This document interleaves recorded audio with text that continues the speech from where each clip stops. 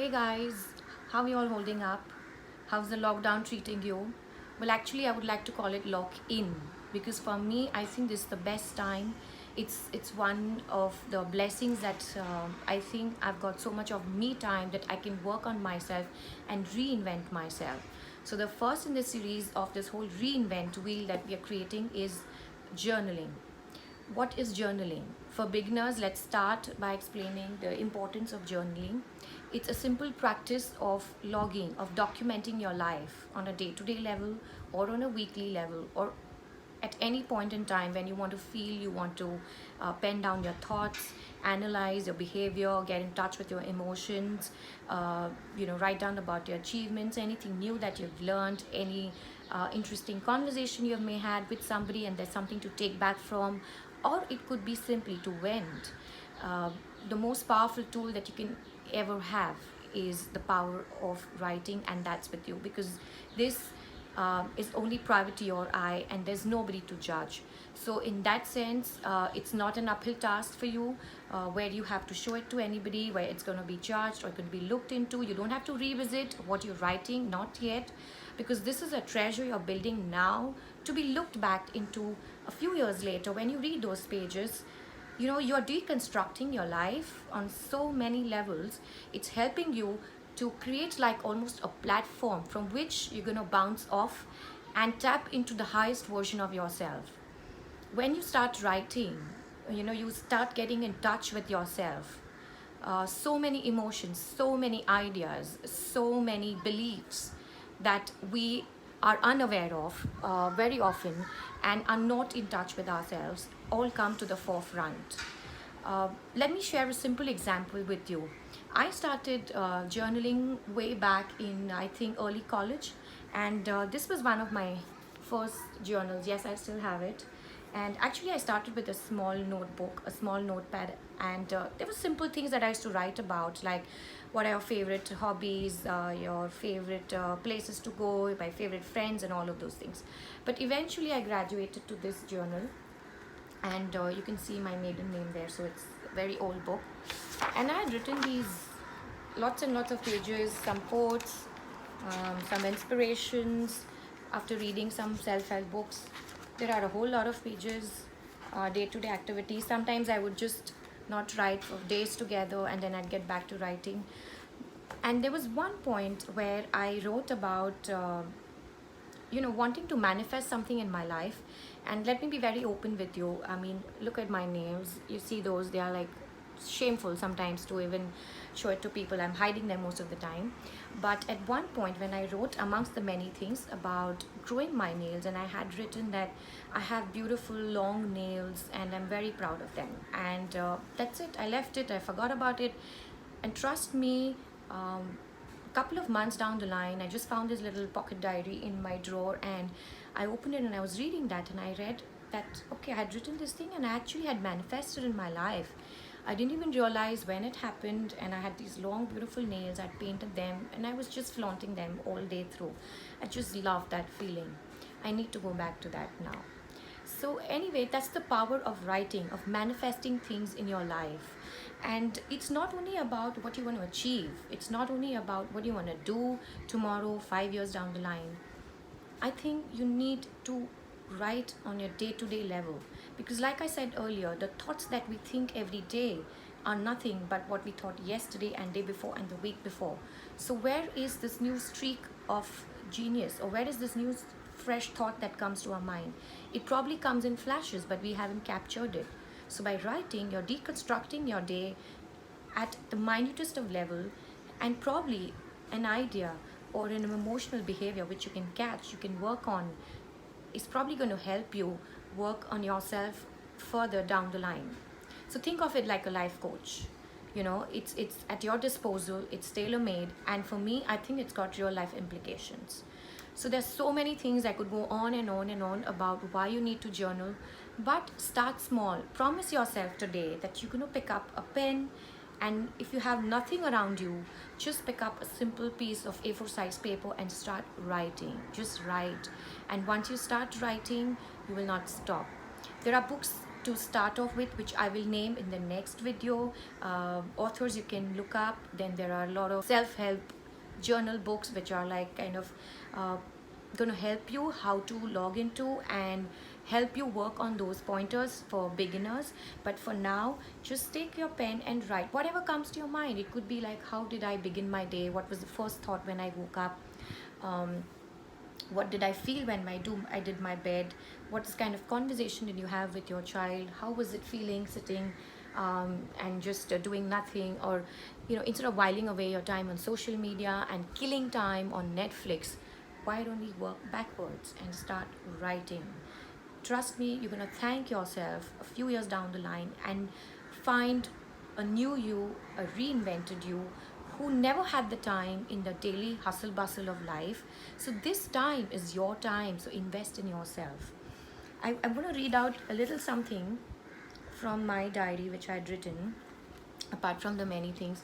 So I have at least like 5-6 of these floating around. I like to keep some in my handbag and some in my side drawers and some in my cupboard. So when I'm traveling or when I'm out for work, I like to keep a small notepad wherein I can capture my thoughts. I don't like to not have something around me and let it go. If there's some experience I've had, I would like to write it down. So in this one, I'm going to read out to you. Well, I have written something like, think, gosh, how much you love me, think about me. Even yesterday when we went to the washroom together in the mall, you were waiting for me right outside the women's washroom. You didn't walk out to be with our friends who were waiting at the restaurant. Just when I opened the door and I came out of the women's washroom, I saw you standing there and I felt, wow, I love you. That thought that came to me, and I said, to myself, that's so amazing. Thanks for being there. Literally, always. I love you so much. And trust me, I got this thought when I came out of the washroom and I saw my husband standing there. He didn't have to wait for me. I mean, he could have just walked and joined the friends ahead, but he stood there for me, and it meant so much. There was a little smile on my face. I didn't tell him then, but you see, at the end of the day, when I wrote it, and now this is probably a 2-month-old story, but today when I read it, I realize how we take little things for granted and we probably not even pay attention to these things. So when you're journaling, apart from the many things that you write, do not forget to give at least a thank you note or at least 5 gratitude notes to everything around you that you may have noticed. Something as small as your child is giving you hugs and kisses, or your maid has even probably ironed your clothes. For you, it's a day-to-day activity, it's a duty, it's a work, but we can be more thankful to manifest so much more and create that much more abundance in our life. A simple act like this has brought so much smile, and it's made me realize that if you're always asking for more, let me go back to this and understand that these are the things that matter. 5 tips to begin with, especially for beginners who are out there and who feel that this is a daunting task. Please worry not. You can start by something small. So I would say you should maintain a yearly journal, and this is the best time to start. Trust me, we are at the beginning of the year, and the times that we are in, make the most of it. So keep one yearly journal. You can label it like 2020. You'll never forget this year, I'm sure. And second tip is, either you can take a line journal like this, or you could go for a blank page one like this, because I find it more easy. A spiral bound one, it's easy. I find it easy to use these because I think it's I kind of flow freely when it comes to writing when I have a blank page in front of me. You could even start small, whatever you've got. Like this one I've gifted to all my girlfriends for them to keep and note a few things in their notepad. Third tip is to maintain a daily journal. So even if it's writing for 10 minutes, write something. It could be something as simple as, today I was looking out the window, and I noticed that these trees have grown so tall, and I love the fresh blooms, and I never noticed the pink and the green combination. Wow. Okay, write it down. May not matter if you write now, but you never know, when you revisit those pages, it's got a different connotation altogether later on. So yes, start writing every day for 10 minutes at least, and if possible, keep the same time and the same place, as they always say, because it works always much better. You don't have to visualize like yourself sitting in those cozy blankets with the fresh hot cup of tea and your knitted sweaters pulling in and those daisies growing around you. It's not a Pinterest world you're living in, it's your real life. When you go back out there, you're going to be rushing through your day's activities, but make it a practice now so you stick with it in those times when you're going to be out there. Make it happen, make it now. The fourth tip is to actually work with pointers in the beginning so that you know where to start with. So there are these ready journal notes that you get, and I will share a lot of links with you and sheets with you in the next video, which you can refer to for you to begin with simple questions, simple pointers to take on and start writing on. And the fifth tip is actually to connect with someone and take it up like a challenge. If you want, you can connect with me, and that way you will ensure that you stick to it, you maintain the habit and keep on writing on a daily basis. And if not, it's almost like a check. So it can work if you do it with someone. That way you'll spread the word, you'll do something good and encourage a whole lot of people around you and get them into the habit of writing. One of the most important things before you begin is to understand that, like I said initially, there's nobody here to judge. So do not revisit your thoughts when you're writing. Do not stop. Let it flow. There's this beautiful book by Julia Cameron. It's called The Morning Pages. What she says is that every morning devote 10 minutes of your time to writing and do not look back. It could be a grammatical error. It could be a spelling mistake. You may not be neat. Your thoughts may not make sense. You may be rambling, you're vomiting. Literally let it just flow.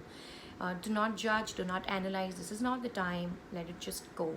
So like I said, there's nobody to judge. Just let it flow, let it out, and you will see things manifesting eventually. You will see that you have reached the other end of the spectrum over a period of time, and it's going to be a beautiful journey if you ask me.